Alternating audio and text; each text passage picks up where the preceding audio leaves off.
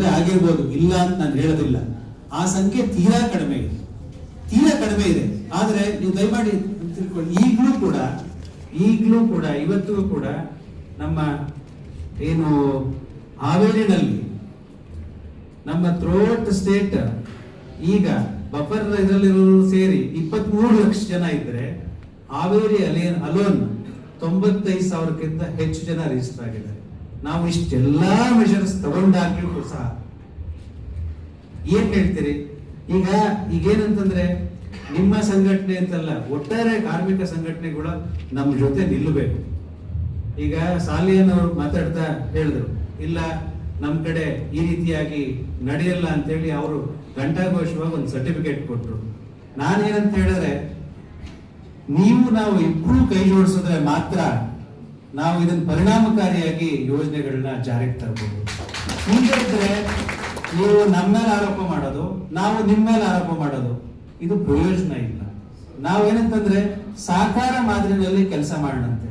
ಈಗ ನೀವು ಹಲವಾರು ವಿಷಯಗಳನ್ನ ಏನು ಪ್ರಸ್ತಾಪ ಮಾಡಿದಿರಿ, ಮಾನ್ಯ ಕಾರ್ಯದರ್ಶಿಗಳಿದ್ದಾರೆ, ಅವ್ರ ಹತ್ರ ಡಿಸ್ಕಷನ್ ಮಾಡಿ ಯಾವುದು ನಮ್ಮ ಹಂತದಲ್ಲಿ ಆಗತ್ತೆ, ಇಲ್ಲ ಸರ್ಕಾರದ ಮಟ್ಟದಲ್ಲಿ ಯಾವ್ದಾಗಬೇಕು, ಇಲ್ಲ ಮುಂದಿನ ಇದರಲ್ಲಿ ಯಾವ್ದಾಗಬೇಕು, ಅದನ್ನ ಪರಿಶೀಲನೆ ಮಾಡಿ, ಚರ್ಚೆ ಮಾಡಿ, ಸಮಾಲೋಚನೆ ಮಾಡಿ ಅದಕ್ಕೆ ಏನ್ ಕ್ರಮ ವಹಿಸಬೇಕು ಅದನ್ನು ವಹಿಸ್ತೀವಿ. ಇನ್ನು ಕೆಲವು ವಿಚಾರಗಳು ಏನಂತಂದ್ರೆ, ಈಗ ನಮ್ಮ ಕಾರ್ಮಿಕ ಸೇವಾ ಕೇಂದ್ರಗಳು ಏನು ಇದಾವೆ, ನಿಮ್ಗೆಲ್ಲರೂ ಕೂಡ ಕಾರ್ಮಿಕ ಸೇವಾ ಕೇಂದ್ರಗಳ ಬಗ್ಗೆ ಆಕ್ಷೇಪಣೆಗಳಿದ್ದಾವೆ. ಏನಂತಂದ್ರೆ, ನಮ್ಮಲ್ಲಿ ಕಾರ್ಮಿಕ ಇಲಾಖೆ ಕಚೇರಿಗಳು ಈಗ 1 ಅಥವಾ 2 ತಾಲೂಕುಗಳಿಗೆ ಒಬ್ಬ ಇನ್ಸ್ಪೆಕ್ಟರ್ ಇದ್ದಾರೆ, ಒಬ್ರು ನಮ್ಮ ಇಲ್ಲಿ ಜಿಲ್ಲಾ ಮಟ್ಟದಲ್ಲಿ ಒಬ್ಬ ಲೇಬರ್ ಆಫೀಸರ್ ಇದ್ದಾರೆ, ಇಬ್ರು ಇನ್ಸ್ಪೆಕ್ಟರ್ಗಳಿದ್ದಾರೆ. ಒಂದು ಎಂಟೈರ್ ಜಿಲ್ಲೆಗೆ ಬಂದ್ರೆ 4-5 ಜನ ನಮ್ಮಲ್ಲಿ ಸಿಬ್ಬಂದಿ ಇರ್ಬೋದು.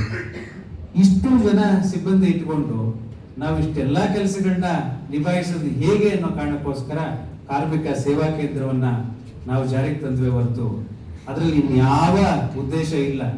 ನಿಮಗೆ ಈಗ ಕಾರ್ಮಿಕ ಸೇವಾ ಕೇಂದ್ರ ನೀವೇನಿದ್ದೀರಿ, ಯಾರು ಜಿನೈನ್ ಇವರಿದ್ದಾರೆ ಅವ್ರಿಗೆ ದಯಮಾಡಿ ಅದರಲ್ಲಿ ಉಚಿತವಾಗಿ ಸೇವೆ ಸಿಗ್ತದೆ. ಇಲ್ಲ ನಿಮ್ಮ ಯೂನಿಯನ್ದು ಲಾಗಿನ್ ಏನಿದೆ ಅದರಿಂದ ನೀವು ಮಾಡಿಸಿ, ಇಲ್ಲ ಕಾರ್ಮಿಕರ ಇದರಿಂದಲೇ ಮಾಡಿಸಿ, ತೊಂದರೆ ಇಲ್ಲ.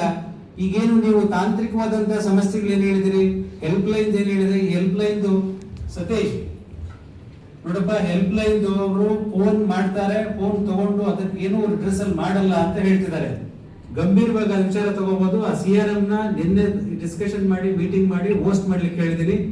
ಏನು ಬಂದ್ರು ಇಮಿಡಿಯೇಟ್ ಆಗಿ ಅದು CRM ಮೇಲೆ ಆಯಾ ಅಧಿಕಾರಿಗಳಿಗೆ ಪುಷ್ ಮಾಡಬೇಕು. ಸೊ ಇನ್ನೇನಾದ್ರು ಆದ್ರೆ ನಾವು ಅದನ್ನ ಗಂಭೀರವಾಗಿ ಕ್ರಮ ತಗೋಬೇಕಾಗತ್ತೆ. ಸಾಹೇಬರು ಇಲ್ಲೇ ಇದ್ದಾರೆ, ಯಾವುದೇ ಕಾರಣಕ್ಕೂ. ಯಾಕಂತಂದ್ರೆ ಮೊದಲು ಏನ್ ಮಾಡ್ತಾರೆ, ನಮ್ಮ ಹೆಲ್ಪ್ ಲೈನ್ಗೆ ಇವರು ಕಾರ್ಮಿಕ ಸಂಘದವರು ರೀಚ್ ಆಗ್ತಾರೆ. ಆ ರೀಚ್ ಆದಾಗ ನೀವು ಅದಕ್ಕೆ ಏನಂತಂದ್ರೆ ತಕ್ಷಣವೇ ಅದನ್ನ ಅವ್ರಿಗೆ ಇನ್ಸ್ಪೆಕ್ಟರ್ಗಳಿಗೆ, ಆಫೀಸರ್ಗಳಿಗೆ ಪುಷ್ ಮಾಡಬೇಕು. ಪುಷ್ ಮಾಡಿ ಅವ್ರಿಗೇನು ರಿಡ್ರೆಸ್ ಮಾಡ್ತಾರೆ ಅವರು ಅದನ್ನ ಮಾಡ್ಬಿಟ್ಟು ಕೊಡ್ತಾರೆ. ಸೊ ಹಾಗೆ ಇಲ್ಲ, ಅವರು ಈಗ ಫೋನ್ ಮಾಡಿದ್ರು ಕೂಡ ನೀವು ರಿಪ್ಲೈ ಮಾಡಲ್ಲ, ರಿಸೀವ್ ಮಾಡಲ್ಲ, ಅದನ್ನ ಫಾರ್ವರ್ಡ್ ಮಾಡಲ್ಲ ಅಂತಂದ್ರೆ ಸೊ ಗಂಭೀರವಾದಂತ ಆಕ್ಷನ್ ಆಗುತ್ತೆ. ದಯಮಾಡಿ ಇದನ್ನ ಗಮನದಲ್ಲಿ ಇಟ್ಕೊಳ್ಳಪ್ಪ. ನಾನು ಅದಕ್ಕೆ ನಿಮಗೆ ಕರೆದಿದ್ದೀನಿ, ಇದುವರೆಗೂ ನಿಮ್ಗೆ ಕರೆದಿರ್ಲಿಲ್ಲ.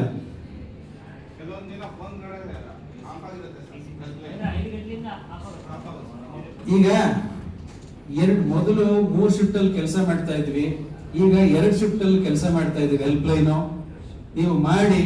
ಈಗ ನಾನು ಕೂಡ ಸಾಹೇಬರು ಕೂಡ ಹೇಳಿದ್ದಾರೆ, ಹೆಲ್ಪ್ ಲೈನ್ ಏನಿದೆ ಮೊದಲು ಫಸ್ಟ್ ಗಮನ ಹರಿಸಿ, ಅದ್ರ ಫಸ್ಟ್ ಗ್ರೀವೆನ್ಸಸ್ ಅಲ್ಲಿಗೆ ಬರುವಂತದ್ದು, ಅದು ಸ್ಟ್ರೆಂಥನ್ ಮಾಡಬೇಕು ಅಂತ ಹೇಳಿ ಸಾಹೇಬರು ಇನ್ಸ್ಟ್ರಕ್ಷನ್ ಕೊಟ್ಟಿದ್ದಾರೆ. ನಾನು ಕೂಡ ಅವ್ರಿಗೆ ಹೇಳಿದ್ದೀನಿ. ಇನ್ಮೇಲೆ ಅದನ್ನ ಕ್ಲೋಸ್ ಆಗಿ ನಾವು ಮಾನಿಟರ್ ಮಾಡ್ತೇವೆ. ನಿಮ್ದೇನ